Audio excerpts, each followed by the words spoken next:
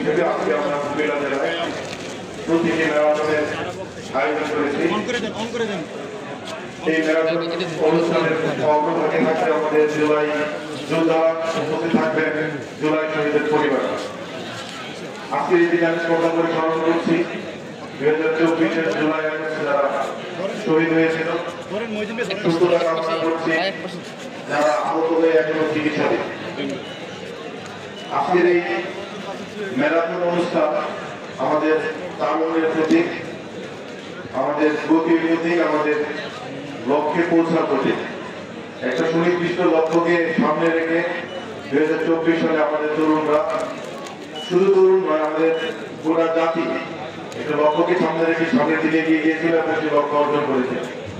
আজকের এই দিনে আমরা সেই দিনটিকে স্মরণ করছি। আমরা সেই উপলক্ষে একটি ম্যারাথন আয়োজন করেছি। আমাদের মাঝে উপস্থিত আছেন আমাদের জুলাই যোদ্ধারা, উপস্থিত আছেন শহীদ পরিবারের সদস্যবৃন্দ।